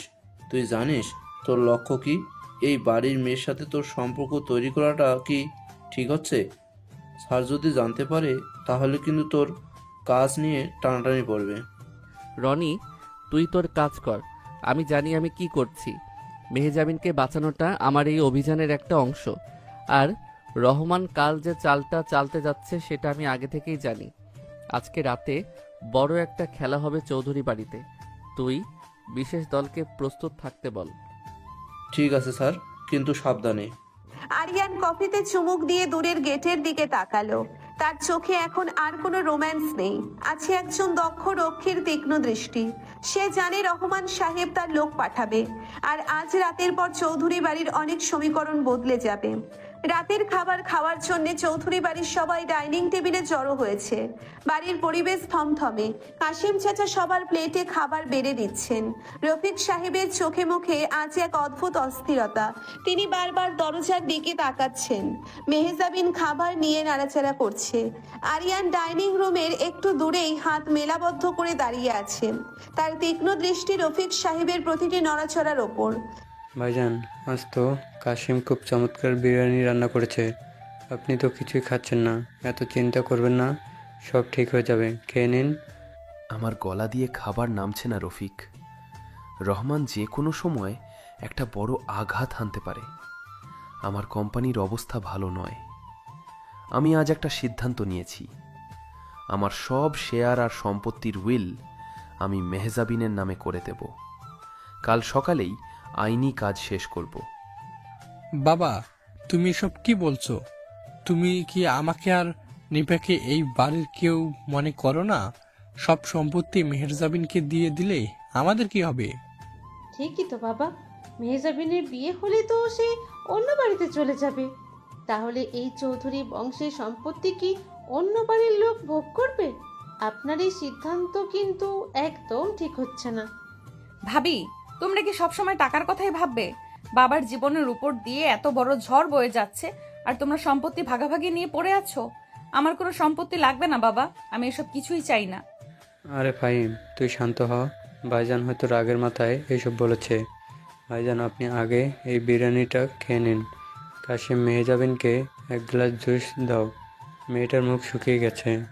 কাশিম চাচা মেহজাবিনের দিকে জুসের গ্লাসটা এগিয়ে দিতেই রফিক সাহেব নিজের জায়গা থেকে উঠে দাঁড়ালেন। দে কাশিম, আমি আমার ভাতিজিকে জুসটা খাইয়ে দেই। ও তো কাল থেকে কিছুই খায়নি ঠিক মতো। রফিক সাহেব জুসের গ্লাসটা হাতে নিয়ে মেহজাবিনের দিকে এগিয়ে গেলেন। ঠিক সেই মুহূর্তেই আরিয়ান বিদ্যুৎ গতিতে সামনে এসে রফিক সাহেবের হাত থেকে গ্লাসটা কেড়ে নিল। গ্লাস থেকে কিছুটা জুস মেঝেতে চলকে পড়লো। সবাই চমকে আরিয়ানের দিকে তাকালো। এই বডিগার্ড, তোমার এত বড় সাহস! তুমি চাচার হাত থেকে গ্লাস কেড়ে নিচ্ছ? তুমি কি পাগল হয়ে গেছো? এই লোকটার তো দিন দিন সাহস বেড়ে যাচ্ছে। তুই আমার হাত থেকে গ্লাস কাটলি কেন? রফিক সাহেব, এই জুস ম্যাম খাবেন না। আর চৌধুরী স্যার, আপনার প্লেটের খাবারটাও আপনি খাবেন না। কি বলছো তুমি আরিয়ান? কেন খাবো না? কাসেম তো নিজে রান্না করেছে। কাশেম চাচা রান্না করেছেন ঠিকই, কিন্তু আধা ঘন্টা আগে কাশেম চাচা যখন বাইরে গিয়েছিলেন তখন এই রফিক সাহেব রান্নাঘরে ঢুকে খাবারের সাথে আর এই জুসের সাথে কড়া ঘুমের ওষুধ মিশিয়ে দিয়েছেন, যাতে আপনারা সবাই গভীর ঘুমে তলিয়ে যান। আর রহমান সাহেবের লোক বিনা বাধায় এই বাড়িতে ঢুকে ম্যামকে তুলে নিয়ে যেতে পারে। কি চাচা, আরিয়ান কি বলছে এসব? আপনি আমাদের খাবারে ওষুধ মিশিয়েছেন? ভাইজান, এই 2 টাকার কর্মচারীর কথা আপনি বিশ্বাস করবেন? ও মিথ্যা বলছে। ও আমাকে ফাঁসানোর চেষ্টা করছে। আমি মিথ্যে বলছি কিনা সেটা প্রমাণ করা খুব সহজ। রফিক সাহেব, আপনি এই জুসের গ্লাসটা এক চুমুকে খেয়ে ফেলুন, তারপর দেখা যাক আপনি জেগে থাকেন নাকি ঘুমিয়ে পড়েন। নিন, খান। আরিয়ান গ্লাসটা রফিক সাহেবের মুখের সামনে ধরলো। রফিক সাহেবের মুখ ভয়ে ফ্যাকাশে হয়ে গেল। তার কপালে ঘাম জমতে শুরু করেছে। তিনি গ্লাসটা নেওয়ার জন্য হাত বাড়ালেন না। পুরো ডাইনিং রুমের সবাই বুঝে গেল আরিয়ান সত্যি বলছে। রফিক, তুই এত বড় বিশ্বাসঘাতক? তুই নিজের ভাইয়ের পিঠে ছুরি মারলি? তোর এত বড় সাহস! আমাকে মাফ করে দিন ভাইজান। রহমান আমাকে হুমকি দিয়েছিল। সে বলেছিল আমি যদি তাকে সাহায্য না করি সে আমাকে মেরে ফেলবে। আমার আর কোনো উপায় ছিল না। স্যার, এখন এসব কথা বলার সময় নেই। রহমান সাহেবের লোক ইতিমধ্যে বাড়ির সীমানায় ঢুকে পড়েছে। আমি বাইরের সিসিটিভি ক্যামেরায় দেখেছি। ওরা সংখ্যায় 10-12 জন, সবার হাতে অস্ত্র আছে। রনি বাইরের গেট আটকে রেখেছে, কিন্তু বেশিক্ষণ পারবে না। আমাদের এখনই এখান থেকে বের হতে হবে। আরিয়ান, আমরা কোথায় যাব? বাবা ভাইয়া ওদের কি হবে? ম্যাম, ওদের প্রধান লক্ষ্য আপনি। ওরা আপনাকে পেলে আর কাউকে কিছু করবে না। স্যার, আপনি ফাহিম সাহেব আর বাকিদের নিয়ে দোতলার স্ট্রং রুমে লুকিয়ে পড়ুন। পুলিশ আসতে এখনো অন্তত আধা ঘন্টা লাগবে। তার আগে আমি ম্যামকে এখান থেকে নিরাপদ জায়গায় সরিয়ে নিচ্ছি। ঠিক আছে আরিয়ান, আমি মেহজাবিনকে তোর হাতেই তুলে দিলাম। আমার মেয়ের যেন কোনো ক্ষতি না হয়। তুই ওকে নিয়ে পেছনের গোপন দরজা দিয়ে বেরিয়ে যা। আমি পুলিশকে জানাচ্ছি। চৌধুরী সাহেব বাকিদের নিয়ে দোতলার দিকে ছুটলেন। রফিক সাহেব পালানোর চেষ্টা করতেই আরিয়ান তার কলার চেপে ধরে একটা শক্ত ঘুষি বসিয়ে দিল। রফিক সাহেব অজ্ঞান হয়ে মেঝেতে লুটিয়ে পড়লেন। আরিয়ান মেহজাবিনদের হাত শক্ত করে ধরে পেছনের দরজার দিকে ছুটতে শুরু করলো। ঠিক তখনই মেইন দরজা ভেঙে ভেতরে ঢুকলো রহমান সাহেবের গুন্ডারা। শুরু হলো গোলাগুলি। আরিয়ান, ওরা তো গুলি করছে। মাথা নিচু করুন ম্যাম, আমার পেছনে থাকুন। আরিয়ান নিজের পকেট থেকে একটা কালো রঙের রিভলভার বের করলো। মেহজাবিন অবাক হয়ে দেখলো একজন সাধারণ বডিগার্ডের কাছে এত আধুনিক অস্ত্র কিভাবে এলো সেটা ভাবার সময় এখন নেই। আরিয়ান নিখুঁত নিশানার পরপর 3টে গুলি চালালো। 3 জন গুন্ডা চিৎকার করে মেঝেতে পড়ে গেল। বাকিরা ভয় পেয়ে আড়ালে লুকালো। এই সুযোগে আরিয়ান মেহজাবিনকে নিয়ে পেছনের দরজা দিয়ে বাগানে বেরিয়ে এলো। বাইরে তখন মুষলধারে বৃষ্টি শুরু হয়েছে। ঘন অন্ধকারে কিছু দেখা যাচ্ছে না। আরিয়ান মেহজাবিনকে নিয়ে গ্যারেজের দিকে দৌড় দিল। সেখানে একটা পুরনো কিন্তু মজবুত গাড়ি রাখা ছিল। আরিয়ান মেহজাবিনকে পাশের সিটে বসিয়ে নিজে ড্রাইভিং সিটে বসলো। গাড়ি স্টার্ট দেওয়ার আগেই 2 জন গুন্ডা সামনে এসে দাঁড়ালেন। আরিয়ান কোনো দিকে ভ্রুক্ষেপ না করে গাড়ির গতি বাড়িয়ে দিল। গুন্ডা দুটো ছিটকে দূরে গিয়ে পড়লো। গাড়ি তীব্র বেগে চৌধুরী ভিলার সামনে পেরিয়ে দরজার পেছনে নির্জন রাস্তার দিকে ছুটতে লাগলো। আরিয়ান, আমরা কোথায় যাচ্ছি? এই বৃষ্টির মধ্যে রাস্তা তো একদম ফাঁকা। ওরা যদি আমাদের পিছু নেয়? ম্যাম, আপনি শান্ত হন। ওরা আমাদের পিছু নিতে পারবে না। আমি রনিকে নির্দেশ দিয়েছি ওদের গাড়িগুলো নষ্ট করে দিতে। আমরা একটা নিরাপদ আশ্রয়ে যাচ্ছি। আজকের রাতটা আমাদের সেখানেই কাটাতে হবে। কাল সকালে আমি আপনাকে আবার স্যারের কাছে পৌঁছে দেব। কিন্তু তুমি এত কিছু কিভাবে সামলাচ্ছ? তোমার হাতের রিভলভার, তোমার এত নিখুঁত নিশানা, রফিক চাচার প্ল্যান ধরে ফেলা, সবকিছু দেখে আমার মনে হচ্ছে তুমি আমাকে অনেক কিছু জানিয়ে লুকিয়ে রাখছো। তুমি কে আরিয়ান? আমি কে সেটা এখন জানার দরকার নেই মেহজাবিন। শুধু এতটুকু জেনে রাখুন, আমি থাকতে আপনার শরীরের একটা চুলেও কেউ হাত দিতে পারবে না। আপনি আমার দায়িত্ব। মেহজাবিন আর কোনো প্রশ্ন করলো না। সে ভিজে একাকার হয়ে গেছে। শীতে তার শরীর কাঁপছে। আরিয়ান এক হাতে স্টিয়ারিং ধরে অন্য হাতে গাড়ির হিটারটা বাড়িয়ে দিল। প্রায় 1 ঘন্টা টানা গাড়ি চালানোর পর আরিয়ান শহরের একদম শেষ প্রান্তে একটা পুরনো আধভাঙা দোতলা বাড়ির সামনে গাড়ি থামালো। চারপাশটা ঘুটঘুটে অন্ধকার, শুধু বৃষ্টির শব্দ ছাড়া আর কোনো শব্দ নেই। আমরা পৌঁছে গেছি, আসুন। আরিয়ান গাড়ি থেকে নেমে মেহজাবিনদের দিকে দরজা খুলে দিল। মেহজাবিন নামতেই আরিয়ান তার কাঁধে হাত রেখে তাকে দ্রুত বাড়ির ভেতরে নিয়ে গেল। বাড়ির ভেতরটা অন্ধকার। আরিয়ান নিজের ফোন থেকে টর্চ জেলে একটা পুরনো সোফার উপর আলো ফেললো। এটা আমার একটা গোপন ডেরা। এখানে রহমান কেন? পুলিশও আমাদের খুঁজে পাবে না। আপনি ওই সোফায় গিয়ে বসুন, আমি মোমবাতি জ্বালিয়ে দিচ্ছি। এখানে বিদ্যুৎ সংযোগ নেই। আরিয়ান কয়েকটা মোমবাতি জ্বালিয়ে ঘরের বিভিন্ন জায়গায় রেখে দিল।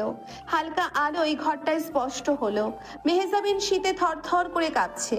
তার পরনের দামি পোশাক বৃষ্টির পানিতে ভিজে শরীরের সাথে একদম লেপ্টে আছে।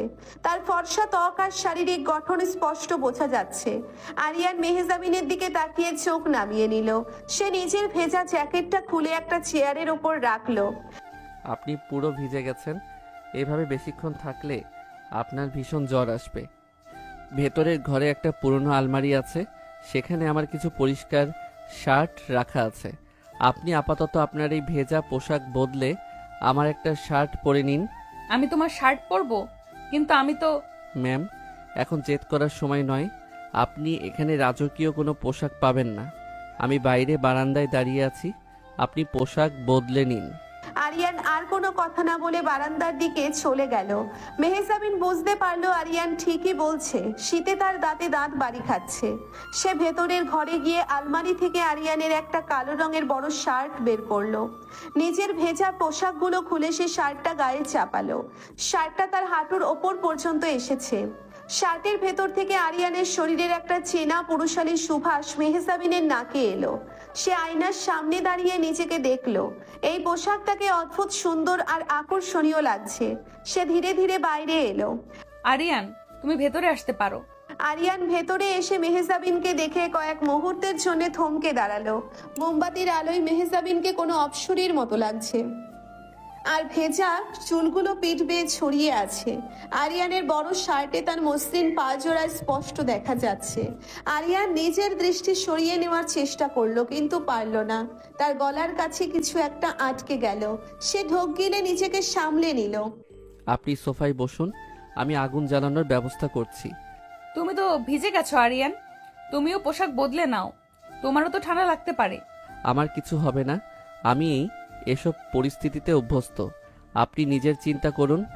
আরিয়ান ঘরের এক কোণে রাখা কিছু শুকনো কাঠ দিয়ে আগুন জ্বালালো। আগুনের উষ্ণতায় ঘরের পরিবেশটা একটু আরামদায়ক হলো। মেহজাবিন আগুনের খুব কাছে গিয়ে বসলো। আরিয়ান একটু দূরে দেওয়ালে হেলান দিয়ে দাঁড়িয়ে মেহজাবিনের দিকে তাকিয়ে রইল। ঘরের ভেতর এক অদ্ভুত নীরবতা, শুধু বাইরের বৃষ্টির একটানা শব্দ আর আগুনের কড়কড় আওয়াজ ছাড়া আর কোনো শব্দ নেই। তুমি কি সব সময় এত পাষাণ? তোমার কি কোনো অনুভূতি নেই আরিয়ান? আমার অনুভূতি দিয়ে আপনার কোনো কাজ নেই ম্যাম। আমার অনুভূতি আমার কাছেই থাক। তুমি কি আমাকে একটুও পছন্দ করো না? আমি দেখেছি তুমি আর চোখে আমার দিকে তাকাও। যখন তানিয়া তোমার সাথে কথা বলে তখন তুমি ইচ্ছে করে আমাকে শোনানোর জন্য তানিয়ার সাথে নরম সুরে কথা বলো। তুমি আমাকে ঈর্ষান্বিত দেখতে চাও, তাই না? আপনি ভুল ভাবছেন। আমি একজন বডিগার্ড। আমার কাজ আপনাকে রক্ষা করা, আপনার সাথে প্রেম করা নয়। তুমি মিথ্যা বলছো আরিয়ান। কাল রাতে যখন তুমি আমাকে দেওয়ালের সাথে চেপে ধরেছিলে তখন তোমার চোখে আমি যে আগুন দেখেছি সেটা শুধু একজন বডিগার্ডের আগুন ছিল না, সেখানে একটা পুরুষের তীব্র অধিকার বোধ ছিল। তুমি আমাকে চাও আরিয়ান, তুমি শুধু সেটা স্বীকার করতে ভয় পাচ্ছ। মেহজাবিন সোফা থেকে উঠে ধীরে ধীরে আরিয়ানের দিকে এগিয়ে এলো। আরিয়ান দেওয়াল ঘেঁষে শক্ত হয়ে দাঁড়িয়ে রইল। সে পেছাতে চাইলো, কিন্তু পেছনে আর জায়গা নেই। মেহজাবিন একদম আরিয়ানের শরীরের খুব কাছে এসে দাঁড়ালো। সে তার দুই হাত আরিয়ানের বুকের ওপর রাখলো। আরিয়ানের হৃদস্পন্দন দ্রুত হতে শুরু করলো। মেহজাবিনের ভেজা চুলের ঘ্রাণ আর তার চোখের নেশা আরিয়ানকে মাতাল করে তুলছে। ম্যাম, আপনি আপনার সীমা পার করছেন। আমাকে দূরে থাকতে দিন। আমি নিজের উপর নিয়ন্ত্রণ হারাতে চাই না। আমি তো চাই তুমি নিয়ন্ত্রণ হারিয়ে ফেলো। আমি চাই তুমি আমার সব সীমা ভেঙে দাও। তুমি আমাকে নিজের করে নাও আরিয়ান। আমি এই বড় লোকের মেয়ের খোলস থেকে বেরিয়ে আসতে চাই। আমি শুধু তোমার মেহজাবিন হতে চাই। মেহজাবিন তার মাথাটা আরিয়ানের বুকের উপর রাখলো। আরিয়ানের সারা শরীরে একটা তীব্র স্রোত বয়ে গেল। তার পুরুষালী অহংকার আর বডিগার্ডের নৈতিকতার দেওয়াল ভাঙতে শুরু করেছে। সে নিজেকে আর আটকে রাখতে পারল না। তার দুই শক্ত হাত মেহজাবিনের কোমর জড়িয়ে ধরলো। মেহজাবিন একটা দীর্ঘশ্বাস ফেলে চোখ বন্ধ করলো। আপনি জানেন না আপনি কি চাইছেন মেহজাবিন। আমি কোনো সাধারণ মানুষ নই। আমার জীবন অনেক অন্ধকারে ঘেরা। আমার সাথে জড়ালে আপনার জীবনও ধ্বংস হয়ে যাবে। আমি আপনাকে সুখে রাখতে পারবো না। আমি সুখ চাই না, আমি শুধু তোমাকে চাই। তুমি আমাকে আজকের এই রাতের জন্য অন্তত তোমার করে নাও। কাল কি হবে সেটা আমি ভাবতে চাই না। আমি শুধু আজকের এই মুহূর্তটা তোমার সাথে কাটাতে চাই। মেহজাবিন মুখ তুলে আরিয়ানের চোখের দিকে তাকালো। তার চোখে এক তীব্র তৃষ্ণা আর আকুলতা। আরিয়ান আর কোনো কথা না বলে মেহজাবিনের ঠোঁটে তার ঠোঁট ডুবিয়ে দিল। এবারের চুম্বন কাল রাতের মতো রুক্ষ ছিল না, বরং এতে ছিল এক গভীর আবেগ আর সীমাহীন ভালোবাসা। মেহজাবিন তার দুই হাত আরিয়ানের ঘাড়ের পিছনে জড়িয়ে ধরলো। সে নিজেকে আরিয়ানের সাথে পুরোপুরি মিশিয়ে দিতে চাইলো। আরিয়ান মেহজাবিনকে শূন্যে তুলে নিয়ে সোফার উপর শুইয়ে দিল। মোমবাতির আলোয় তাদের ছায়া দেওয়ালে কাঁপতে লাগলো। আরিয়ানের ভেজা শার্টের ওপর দিয়ে মেহজাবিন তার পেশিবহুল শরীর অনুভব করতে পারছে। আরিয়ান মেহজাবিনের গলায় ঘাড়ে তার উষ্ণ ঠোঁট ছোঁয়াতে লাগলো। মেহজাবিনের শরীর উত্তেজনায় ধনুকের মতো বেঁকে গেল। তার মুখ থেকে একটা মিষ্টি গোঙানির শব্দ বেরিয়ে এলো। আরিয়ান, তুমি আমাকে পাগল করে দিবে। আপনি আগে আমাকে পাগল করে দিয়েছেন মেহজাবিন। আপনার এই জেদ, আপনার এই রূপ আমাকে শেষ করে দিচ্ছে। আমি আপনাকে ছাড়া আর কিছুই ভাবতে পারছি না। আরিয়ানের হাত মেহজাবিনের নরম শরীরের প্রতিটি ভাঁজে নিজের অধিকার প্রতিষ্ঠা করতে লাগলো। মেহজাবিন কোনো বাধা দিল না, বরং সে আরিয়ানকে আরো কাছে টেনে নিল। ঘরের শীতল পরিবেশ তাদের শরীরের উষ্ণতায় নিমেষে হারিয়ে গেল। তারা দুজনে মিলে এক নতুন পৃথিবীর সীমানায় পা রাখলো, যেখানে কোনো বডিগার্ড বা বড়লোকের মেয়ের ভেদাভেদ নেই। আছে শুধু দুজন নরনারীর আদিম এবং তীব্র আকর্ষণ। আমাকে ছেড়ে কখনো যাবে না তো আরিয়ান? কথা দাও। আপনাকে ছেড়ে যাওয়ার ক্ষমতা আমার নেই, কিন্তু কাল সকালের পর পরিস্থিতি অনেক কঠিন হয়ে যাবে। আপনাকে খুব শক্ত থাকতে হবে। তুমি সাথে থাকলে আমি দুনিয়ার সবার সাথে লড়তে পারবো। তুমি শুধু আমার হাতটা এইভাবে শক্ত করে ধরে রেখো। আরিয়ান মেহজাবিনের কপালে একটা দীর্ঘ চুমু খেলো। সারা রাত ধরে বাইরে অঝরে বৃষ্টি ঝরতে লাগলো, আর ঘরের ভেতর মেহজাবিন আর আরিয়ান নিজেদের ভালোবাসার আগুনে একে অপরের মধ্যে সম্পূর্ণ বিলীন হয়ে গেল। এই প্রথম মেহজাবিন অনুভব করলো নিজেকে কারো হাতে সম্পূর্ণ সঁপে দেওয়ার মধ্যে কতটা প্রশান্তি লুকিয়ে আছে। আরিয়ানের কঠোর বাহুডোরে সে নিজেকে পৃথিবীর সবচেয়ে নিরাপদ আর সুখী নারী হিসেবে আবিষ্কার করলো। ভোরের আলো ফুটতে শুরু করেছে, বৃষ্টির জোর কমে এসেছে। মেহজাবিন আরিয়ানের বুকের উপর মাথা রেখে গভীর ঘুমে আচ্ছন্ন। আরিয়ান জেগে আছে, সে জানে আজ সকাল থেকে তাদের জীবনের সবচেয়ে বড় যুদ্ধটা শুরু হবে। রহমান সাহেব নিশ্চয়ই এতক্ষণে পুরো শহর তোলপাড় করে ফেলেছেন। চৌধুরী সাহেবও চিন্তায় আছেন। আরিয়ান খুব সন্তর্পণে মেহজাবিনকে সোফায় শুইয়ে দিয়ে উঠে দাঁড়ালো। সে নিজের ফোনটা হাতে নিয়ে একটা বিশেষ নম্বরে ডায়াল করলো। হ্যালো স্যার, আমি আরিয়ান বলছি। ম্যাম আমার সাথে সম্পূর্ণ নিরাপদ আছেন। হ্যাঁ, রফিক সাহেবের বিশ্বাসঘাতকতার প্রমাণ আমার কাছে আছে। রহমান এবার পালাতে পারবে না। আমি সব ব্যবস্থা করে ফেলেছি। ম্যামকে নিয়ে আমি ঘন্টাখানেকের মধ্যেই পৌঁছাচ্ছি। আপনারা তৈরি থাকুন। ফোনটা পকেটে রেখে আরিয়ান মেহজাবিনের দিকে তাকালো। ঘুমন্ত মেহজাবিনকে একদম ছোট বাচ্চার মতো নিষ্পাপ লাগছে। আরিয়ান জানে এরপর সে যে পদক্ষেপ নিতে যাচ্ছে তাতে মেহজাবিন হয়তো তাকে ভুল বুঝবে, হয়তো খুব কষ্ট পাবে, কিন্তু মেহজাবিনকে চিরতরে সুরক্ষিত করতে এবং রহমান গ্যাংকে ধ্বংস করতে এই একটা পথই খোলা আছে। আরিয়ান একটা দীর্ঘশ্বাস ফেলে মেহজাবিনের মাথায় আলতো করে হাত রাখলো। আমাকে ক্ষমা করে দিন মেহজাবিন। আপনাকে বাঁচানোর জন্য আজ আমাকে এমন একটা কাজ করতে হবে যেটা আপনি হয়তো কোনোদিন মেনে নিতে পারবেন না, কিন্তু আমি বাধ্য। আপনার সুরক্ষার জন্য আমি পুরো পৃথিবীর সাথেও যুদ্ধ করতে পারি। আরিয়ান মেহজাবিনকে জাগানোর জন্য তার কাঁধে হাত রাখলো। আজকের দিনটা চৌধুরী বাড়ির জন্য এক অভাবনীয় ঝড়ের পূর্বাভাস নিয়ে আসছে। ভোরের আলো চারপাশের অন্ধকার কাটিয়ে পুরনো বাড়িটার ভেতর প্রবেশ করেছে। মেহজাবিন চোখ মেলে তাকালো। তার সারা শরীরে কাল রাতের বুনো ভালোবাসার এক মিষ্টি আবেশ জড়িয়ে আছে। সে উঠে বসে দেখলো আরিয়ান তার পাশে নেই। ঘরের এক কোণে আরিয়ান তার ভেজা শার্টটা হাতে নিয়ে দাঁড়িয়ে আছে, তার চোখে রাজ্যের গাম্ভীর্য। আরিয়ান, তুমি এত সকালে উঠে পড়েছো? কাল রাতের পর আমার মনে হচ্ছে আমি যেন নতুন করে জন্ম নিয়েছি। তুমি আমাকে পৃথিবীর সবচেয়ে সুখী মেয়ে বানিয়ে দিয়েছো। আমাদের হাতে একদম সময় নেই মেহজাবিন, আপনি তাড়াতাড়ি তৈরি হয়ে নিন। রনি একটু পরই গাড়ি নিয়ে আমাদের নিতে আসছে। আমাদের এখনই এই জায়গা ছাড়তে হবে। এত তারা কিসের আরিয়ান? আমি তো তোমার সাথেই আছি, আর আমরা তো আজ সোজা বাড়িতেই ফিরে যাব, তাই না? বাবা নিশ্চয়ই খুব চিন্তা করছেন। আমরা বাড়িতেই যাব, তবে তার আগে আমাদের অন্য একটা জায়গায় যেতে হবে। কাল রাতে আমি আপনাকে কথা দিয়েছিলাম যে পৃথিবীর সব বিপদ থেকে আপনাকে সুরক্ষিত রাখব। আজ সেই কথা রাখার জন্য আমাকে একটা খুব কঠিন সিদ্ধান্ত নিতে হচ্ছে। কঠিন সিদ্ধান্ত মানে? তুমি কি বলতে চাইছো আরিয়ান? আমাকে কোথায় নিয়ে যাবে তুমি? সেটা সময় হলেই দেখতে পাবেন। আপনি আমার শার্টটা খুলে নিজের পোশাকটা পরে নিন। পোশাক শুকিয়ে গেছে। আমি বাইরে রনির জন্য অপেক্ষা করছি। আরিয়ান আর কোনো কথা না বলে বাইরে চলে গেল। মেহজাবিনের বুকের ভেতরটা অজানা এক আশঙ্কায় কেঁপে উঠল। আরিয়ানের গলার স্বর এত শীতল কেন? কাল রাতের সেই মাতাল করা ভালোবাসা আর আবেগ কোথায় গেল? মেহজাবিন দ্রুত নিজের পোশাক বদলে বাইরে এলো। বাইরে রনি একটা কালো রঙের জিপ নিয়ে দাঁড়িয়ে আছে। স্যার, আপনি যেমন বলেছিলেন আমি সব ব্যবস্থা করে ফেলেছি। কাজী সাহেব অপেক্ষা করছেন। কাজী সাহেব? এর মানে কি আরিয়ান, তুমি আমাকে কোথায় নিয়ে যাচ্ছ? গাড়িতে উঠুন মেহজাবিন, রাস্তায় সব বলছি। রনি, গাড়ি স্টার্ট দে। মেহজাবিন চুপচাপ গাড়িতে উঠলো। গাড়ি তীব্র গতিতে শহরের দিকে ছুটতে শুরু করলো। আরিয়ান সামনের সিটে বসে তীক্ষ্ণ দৃষ্টিতে চারপাশ খেয়াল রাখছে। মেহজাবিন, রহমান সাহেব খুব ক্ষমতাবান মানুষ। কাল রাতের ঘটনার পর তিনি চুপ করে বসে থাকবেন না। তিনি যে কোনো মূল্যে আপনাকে শাদাবের হাতে তুলে দিতে চাইবেন। চৌধুরী স্যার একা তাকে আটকাতে পারবেন না। আইনি লড়াইয়েও তিনি জিতে যেতে পারেন। কিন্তু তাতে কাজী সাহেবের কি সম্পর্ক? তুমি পুলিশকে বলতে পারো। পুলিশ সবসময় আমাদের সাথে থাকবে না। রহমান সাহেব প্রমাণ করতে চাইবেন যে আপনি শাদাবের হবু স্ত্রী, আর কাল সারা রাত আপনি বাড়ির বাইরে একজন সাধারণ বডিগার্ডের সাথে কাটিয়েছেন। এই খবর মিডিয়াতে ছড়িয়ে পড়লে আপনার আর আপনার বাবার সম্মান মাটির সাথে মিশে যাবে। সমাজ আপনাকে নোংরা কথা শোনাবে। আমার সমাজের কথাই কিছু যায় আসে না আরিয়ান, আমি শুধু তোমাকে চাই। কিন্তু আমার যায় আসে মেহজাবিন, আমি আপনার সম্মানের উপর কোনো আঁচড় লাগতে দেব না।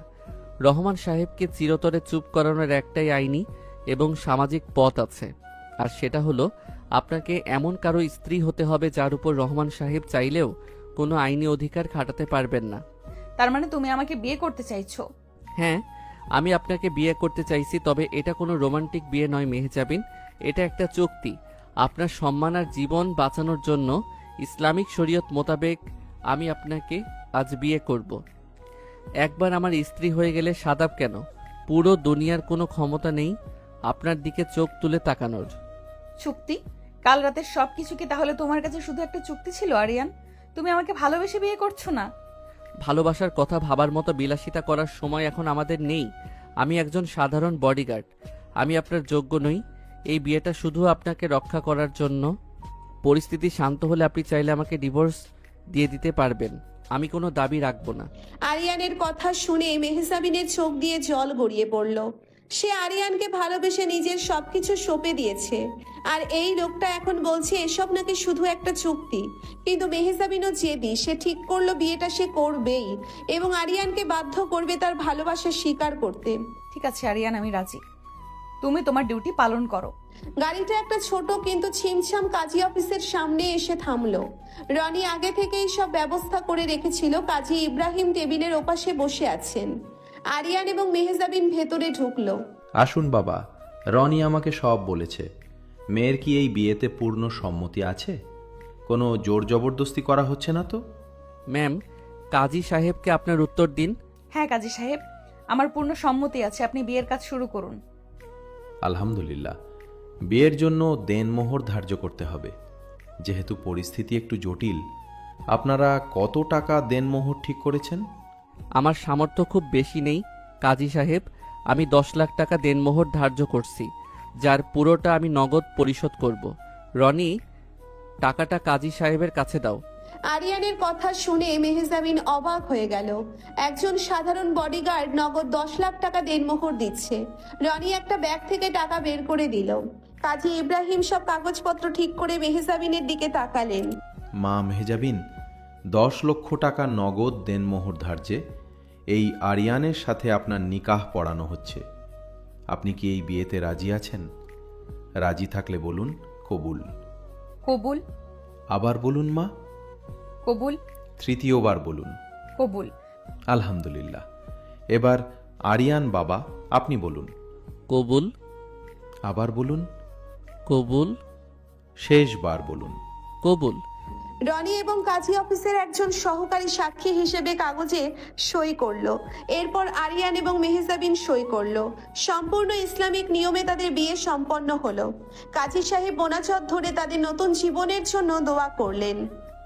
আল্লাহ আপনাদের দাম্পত্য জীবন সুখের করুন, সব বিপদ থেকে রক্ষা করুন। ধন্যবাদ কাজী সাহেব। রনি, গাড়ি রেডি কর, আমরা এবার চৌধুরী ভিলা যাব। মেহজাবিন আরিয়ানের পাশে বসে আছে। তার মাথায় এখন আরিয়ানের স্ত্রীর পরিচয়। সে আর চোখে আরিয়ানের দিকে তাকালো।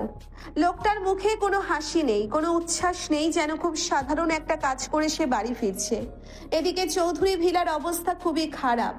ড্রয়িং রুমে ইন্সপেক্টর কবির বসে আছেন। চৌধুরী সাহেব অস্থির হয়ে পায়চারি করছেন। রফিক সাহেবকে হাতকড়া পরিয়ে সোফায় বসিয়ে রাখা হয়েছে। ফাহিম, নিপা, রুবিনা চৌধুরী এবং তানিয়া সবাই সেখানে উপস্থিত। ইন্সপেক্টর কবির, আমার মেয়ের এখনো কোনো খোঁজ নেই। রহমান কাল রাতে আমার বাড়িতে লোক পাঠিয়েছিল। আমি ওই শয়তানকে ছাড়বো না। আপনি শান্ত হন চৌধুরী সাহেব, আমরা আমাদের সব সোর্স কাজে লাগিয়েছি। সাদাব আর তার গুন্ডারাও নিখোঁজ, আমরা খুঁজছি। বাবা, আমি তো আগেই বলেছিলাম ওই নতুন বডিগার্ডটার কোনো ভরসা নেই। কে জানে, হয়তো ও নিজেই টাকার লোভে মির্জাবিনকে সাদাবের হাতে তুলে দিয়েছে। ঠিকই তো, একটা রাস্তার ছেলেকে আপনি এত বিশ্বাস করলেন বাবা? এখন তো মেয়ের সম্মান আর জীবন দুটোই গেল। কাল সারা রাত মেয়েটা বাইরে ছিল, এখন যদি ফিরেও আসে সমাজ কি আর ওকে ভালো চোখে দেখবে? মেহজাবিন আপুর তো আরিয়ানের সাথে খুব মাখামাখি ছিল, কে জানে হয়তো দুজনে মিলে পালিয়েছে। তোরা একটু চুপ করবি? আমার মেয়েটার কি অবস্থা কে জানে, আর তোরা আছিস নিজেদের নোংরা চিন্তা নিয়ে। ঠিক সেই মুহূর্তে মেইন দরজা দিয়ে ভেতরে প্রবেশ করলো আরিয়ান এবং মেহজাবিন। পুরো ড্রয়িং রুমে স্তব্ধ হয়ে গেল, সবাই অবাক হয়ে তাদের দিকে তাকিয়ে আছে। মেহজাবিন দৌড়ে গিয়ে তার বাবাকে জড়িয়ে ধরলো। বাবা, আমি ঠিক আছি বাবা। মারে, তুই ঠিক আছিস তো? ওই শয়তানরা তোর কোনো ক্ষতি করেনি তো? আরিয়ান, তুমি আমার মেয়েকে সুরক্ষিত ফিরিয়ে এনেছো। আমি তোমার কাছে চিরকৃতজ্ঞ। তুই সারা রাত কোথায় ছিলি মেহেরজাবিন? আর এই বডিগার্ডের সাথে তোর এত সকালে ফেরার মানে কি? সত্যিই তো, সারা রাত একটা জোয়ান ছেলের সাথে একা কাটিয়ে এলে। ছি, আমাদের সম্মানের তো আর কিছুই বাকি রইল না। মুখ সামলে কথা বলুন নিপা ম্যাম। আপনি যার সম্পর্কে কথা বলছেন সে এখন আর শুধু চৌধুরী সাহেবের মেয়ে নয়, সে আমার বিবাহিত স্ত্রী। আরিয়ানের এই একটা কথাই পুরো ঘর যেন বাজ পড়ল। চৌধুরী সাহেব বিস্ময়ে হতবাক হয়ে আরিয়ানের দিকে তাকালেন। রুবিনা চৌধুরী সোফায় ধপ করে বসে পড়লেন। তানিয়ার চোখ কপালে উঠে গেল। তুই কি বললি? তুই মির্জাবিনকে বিয়ে করেছিস? তোর এত বড় সাহস! একটা 2 টাকার কর্মচারী হয়ে তুই আমাদের বাড়ির মেয়ের দিকে হাত বাড়াস? ও মা, এ তো দেখছি সর্ষের মধ্যেই ভূত। আমরা ভয় পাচ্ছিলাম সাদাবকে নিয়ে, আর এই সুযোগ সন্ধানী বডিগার্ড নিজে মেয়েটাকে ফাঁদে ফেলে বিয়ে করে বসলো। বাবা, আপনি ওকে এক্ষুনি পুলিশে দিন। ও নিশ্চয়ই মেহজাবিনকে জোর করে বিয়ে করেছে। আরিয়ান ভাইয়া, আপনি এটা করতে পারলেন? আপনি টাকার লোভে মেহজাবিন আপুকে বিয়ে করলেন? তোরা সবাই চুপ করবি। আরিয়ান আমাকে জোর করেনি, আমি নিজের ইচ্ছায় সব জ্ঞানে আরিয়ানকে বিয়ে করেছি। কাজের অফিসে গিয়ে শরীয়ত মেনে আমাদের বিয়ে হয়েছে। মেহজাবিন, তুই এটা কি করেছিস মা? তুই একটা সামান্য বডিগার্ডকে বিয়ে করলি? তুই একবারও আমার কথা, তোর বংশের সম্মানের কথা ভাবলি না? সম্মান? কাল রাতে যখন চাচার দাও ঘুমের ওষুধ খেয়ে তোমরা সবাই ঘুমিয়ে যাচ্ছিলে, আর সাদাবের গুন্ডারা আমাকে তুলে নিয়ে যাওয়ার জন্য বাড়িতে ঢুকেছিল, তখন কোথায় ছিল তোমাদের সম্মান? এই আরিয়ান নিজের জীবন ঝুঁকি নিয়ে আমাকে ওই হায়নাদের হাত থেকে বাঁচিয়েছে, সারা রাত আমাকে পাহারা দিয়েছে। ও যদি আমাকে বিয়ে না করতো তাহলে সাদা বা আমাকে তার রক্ষিত বানিয়ে রাখতো। ভাইজান, এই মেয়ে মিথ্যা বলছে। এই বডিগার্ড ওকে জাদু করেছে। আপনি চুপ করুন রফিক সাহেব, আপনার সব কল রেকর্ড আমার কাছে আছে। ইন্সপেক্টর কবির, এই লোক কাল রাতে আমাদের খাবারে ঘুমের ওষুধ মিশিয়েছিল। একে অ্যারেস্ট করুন। আরিয়ান, তুমি যা বলছো তার প্রমাণ আছে তো? প্রমাণ আমি আগে আপনার ডিপার্টমেন্টে পাঠিয়ে দিয়েছি স্যার। আর হ্যাঁ, রহমান সাহেবের সাথে রফিক সাহেবের ডিলের সব কাগজ আছে। তুই এখানে বেশি জমিদারি ফলানোর চেষ্টা করবি না আরিয়ান। তুই মির্জাবিনকে ব্ল্যাকমেল করে বিয়ে করেছিস আমাদের সম্পত্তি হাতানোর জন্য, কিন্তু আমি তোকে এক কানা করিও দেব না। আপনাদের সম্পত্তি নিয়ে আমার কোনো আগ্রহ নেই ফাহিম সাহেব। আমি শুধু মেহজাবিনের আইনি স্বামী হিসেবে এখানে দাঁড়িয়েছি, যাতে রহমান সাহেব তার নোংরা হাত মেহজাবিনের দিকে না বাড়াতে পারে। বাহ, কি মহান সাজছেন! আরে বাবা, আপনি তো নিজেই একটা ভিখারি। আপনার ঘরে গিয়ে মেহজাবিন থাকবে কিভাবে? ওই বস্তির ভাঙা ঘরে? আমি কোথায় যাব সেটা আমার স্বামী বুঝবে ভাবি, তোমাকে তো চিন্তা করতে হবে না। মেহজাবিন, তুই যদি এই ছেলেকে তোর স্বামী হিসেবে মানিস, তাহলে এই চৌধুরী বাড়িতে তোর কোনো জায়গা নেই।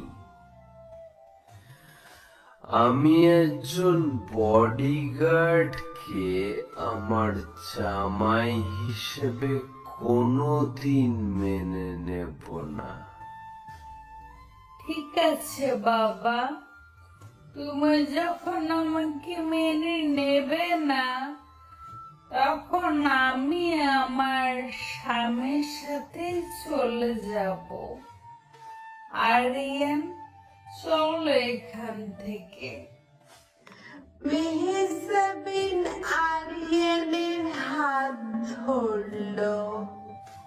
আরিয়ান এক মুহূর্ত চৌধুরী সাহেবের চোখের দিকে তাকালো। দুজনের মধ্যে এক নীরব চোখের ভাষা বিনিময় হলো, যা কেউ খেয়াল করলো না।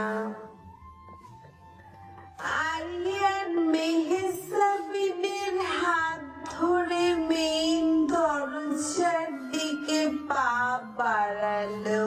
ঠিক তখনই বাইরে থেকে হুড়মুড় করে ভেতরে ঢুকলো সাদাব এবং তার কিছু গুন্ডা। সাদাবের হাতে একটা পিস্তল। কোথায় যাবি তোরা? এত সহজে তোকে নিচে তো দেবো ভেবেছিস? বডিগার্ড নিয়ে যাবেন শুধু আমার। সাদা অস্ত্র নিচে নামাও, তুমি পুলিশের সামনে দাঁড়িয়ে আছো। পুলিশকে আমি পকেটে নিয়ে ঘুরি ইন্সপেক্টর। আপনি চুপ করে সাইডে দাঁড়ান। এই বডিগার্ড আজ আমার হাত থেকে বাঁচবে না। কাল রাতে ও আমার প্ল্যান নষ্ট করেছে। আজ আমি মেরেই মেহজাবিনকে এখান থেকে নিয়ে যাব। সাদা, তুই ওর গায়ে হাত দিলে আমি তোকে খুন করে ফেলবো। ও আমার স্বামী। স্বামী?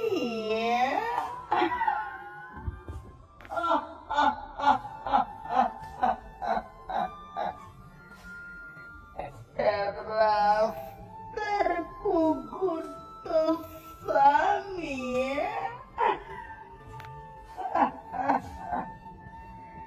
ঠিক আছে, তাহলে আজ তোর সামনে তোর এই স্বামীকে আমি কুকুরের মতো মারবো। এই কাল্লু, আর সালাতে কাল্লু এবং আরো চারজন গুন্ডা আরিয়ানের দিকে তেড়ে এলো। আরিয়ান অত্যন্ত শান্তভাবে মেহজাবিনকে একটু পেছনে সরিয়ে দিল। ম্যাম, আপনি ওখানে দাঁড়ান। এদের হিসাব আমি একাই মেটাচ্ছি। কাল্লু একটা লোহার রড দিয়ে আরিয়ানের মাথায় আঘাত করতে গেল। আরিয়ান বিদ্যুৎ গতিতে নিচে বসে গিয়ে কাল্লুর হাঁটুতে এক মারাত্মক লাথি কষালো। কাল্লুর হাঁটু মোটকে যাওয়ার শব্দ পুরো ঘরে শোনা গেল। সে আর্তনাদ করে মেঝেতে পড়ে গেল। মার ওকে, মার, গুলি কর। একজন গুন্ডা পিস্তল বের করার আগে আরিয়ান লাফ দিয়ে শূন্যে উঠে একটা স্পিনিং কিক মেরে